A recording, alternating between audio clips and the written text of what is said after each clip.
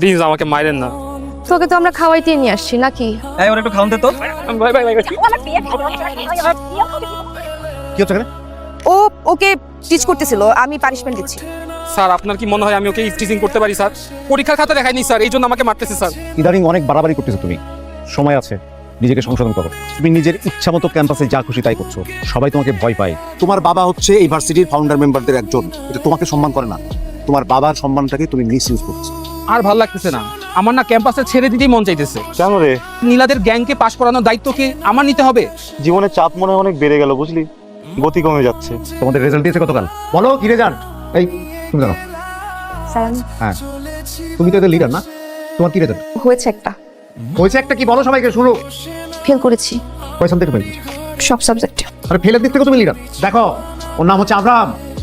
তুমি যেমন তোমার বাবার গাড়িতে করে আসো, ও সেভাবে আসে না, দু পায়ে হেঁটে আসে। ও নিজের টিউশনি করে, ও সংসার চালায়, সব থেকে ভালো রেজাল্ট করে। ও যে পথে যাওয়া আশা করে সেই পথে ওকে ফলো করবা, ওর পায়ের ধুলো বাড়িগুলো নিবা। তোমাদের কিন্তু লাস্ট ওয়ার্নিং, সংশোধন করো নিজেদেরকে। খোদা হাফেজ। কান ধর। আপু কানটা না ধরি দিমু কানের নিচে বাজামু। আপু গত পরীক্ষা আমি ওর কথা দেখে লিখে তো পাস করছি, এইবার তো আর দেখাবে না কান ধরলে। কান ধর। আপু আপনি মেয়ে হয়ে একটা মেয়ের সাথে এমন করবেন? তো কপাল ভালো হয়, পোলা না। ধর। কেন ধর? অতি চালাকে অতি চালাকের গলায় দড়ি, ধরি। অতি চালাকে অতি চালাকের গলায় দড়ি। আচ্ছা এই নে 100 থাপ্পড় দিলাম, কি করবে?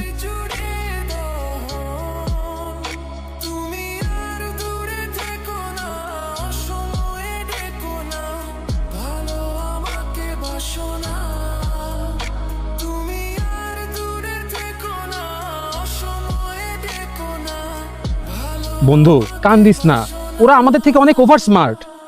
আমরা প্রত্যেকদিন ক্যাম্পাসে আসলে ওরা আমাদের সাথে এমন করবে।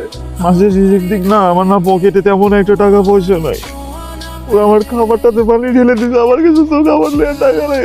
আমার কাছে যদি টাকা থাকতো তাহলে আমি তোকেই তো টাকাটা দিতাম, কিন্তু আমার নিজের কাছেই তো টাকাটা নাই। বুঝে না কেন, কেউ খাবার নিয়ে মজা করে।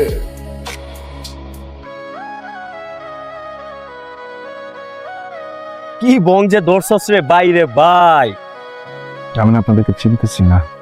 সম্পর্ক বদলে গেল কি একটি পলকে। আর ভুল করলে কি ভুলে শাস্তি হয় না?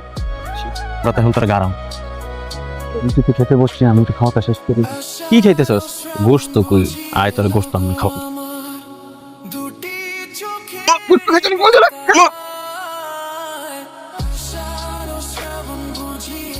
কি বলছিলাম? ছেলেটাকে এভাবে মারার কোনো দরকার ছিল? ওকে যেভাবে খুশি তোরা শাস্তি করছিস, যেভাবে খুশি শাস্তি দিছস, সব সময় ছেলেটা মেনে নিছে। তোদের নামে আমি ডিপার্টমেন্ট হেডের কাছে কমপ্লেইন করব। আমরা তো এইভাবে মারতে বলি নাই, জাস্ট থ্রেট দিতে বলছি। দোষ বেশি কথা পাইছস? করছে ছেলেটাকে। আমিটাকে ভাই আমারে চিনতে পারেন না, আপনি যে একটা ফুলাটি করছিলেন মারার লাগা। এই আমি তোর আমি আপনারা তো খুঁজতেছি, আপনি কই? এইভাবে কি কাউরে মারে? কি কোন ভাই মারতাছি মানে? আরে তো আমি মারার উদ্দেশ্যে ভার্সিটিতে আইছিলাম। দোস্ত আমরা যাদের ঠিক করছি তারা মারে নাই তো। কি? হ্যাঁ আব্রাহাম, আমি খুবই সরি। আমি আসলে বুঝতে পারিনি যে এমন কিছু করবে তোমার সাথে। নীলা, আমি তোমার সাথে পরে কথা বলি প্লিজ। জি বন্ধু। আমাকে একটু ডাক্তারের কাছে নিয়ে চলো। আমি নিয়ে যাচ্ছি। না প্লিজ, তুমি আসো না। ওষুধটা কি কাজে দিবে? আরে কাজে দিবে, চিন্তা করিস না, প্যারাসিটামল ভালো কাজে দেয়। শিং মাছের ঝোল দিয়ে ভাত খেতে পারলে ভালো লাগতো। আব্রাহাম, ও অনেক অসুস্থ, ভালো হওয়ার পরে আবার বিরক্ত করতে আইসা। তোমরা একটু সাইডে যাও, আমার আব্রাহামের সাথে একটু কথা আছে। তোমার সাথে অনেক অন্যায় করে ফেলেছি। ছোটবেলায় মাকে হারিয়েছি, তো বাবা সবসময় বিজনেস নিয়ে ব্যস্ত থাকতেন, যার জন্য জেদি একরোখা ভাবেই বড় হয়েছি। এত অন্যায় করে ফেলেছি, আসলে বুঝতে পারিনি। I am sorry. আপনি অনেক অস্থির হয়ে আছেন, একটু শান্ত হওয়াটা জরুরি। এত কিছু থাকা সত্ত্বেও না, দিন শেষে আমি খুব একা। ফ্রেন্ডস, তোমার হাত কাঁপছে কেন? First time female friend, whole body shaking, not only hand. তুমি কিন্তু দুষ্টু আছো।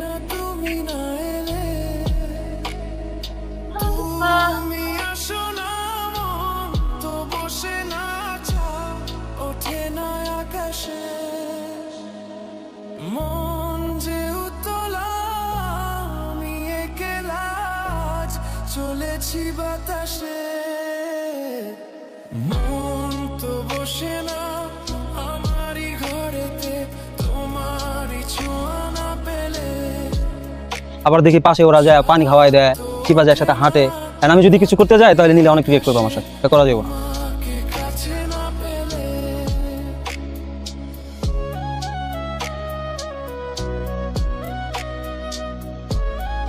আব্রাহামকে দেখছো? দেখো না? আচ্ছা বসো। আব্রাহামকে দেখছো? না, ওর বাসার অ্যাড্রেস জানো? না আমি জানি না। আমি জানি।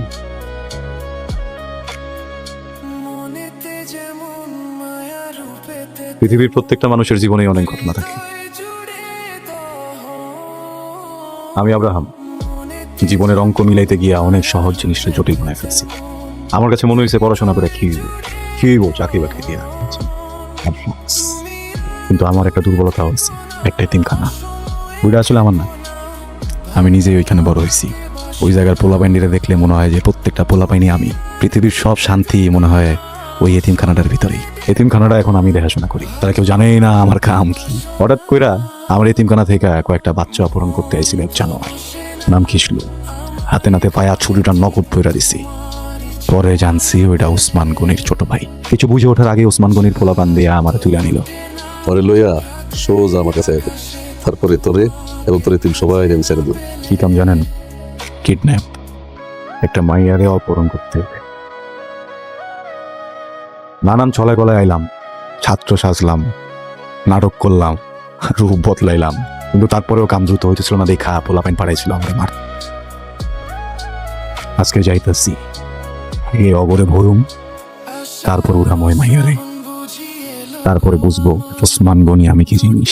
চোখেরই পাতায় সারস বুঝে এলো গো আমার, দুটি চোখেরই পাতায় তুমি ভাই কাম তো হয়ে গেছে গা ভাই। আপনার ছোট ভাই ইউনিভার্সিটি আইসা পোলা বাইনলা আমার গায়ে আত্মীয় গেল। পাই গেলে ভাই আইবো, কিন্তু এই যে আপনার প্রোডাক্টটা যে আমার কাছে, এটা গেলে তো টাকা আইবো না গো। আপনি আমারে একটা কথা বলছিলেন ভাই, আপনার মেশিন আমার কইরা দিবে। মেশিন আপনার ভাই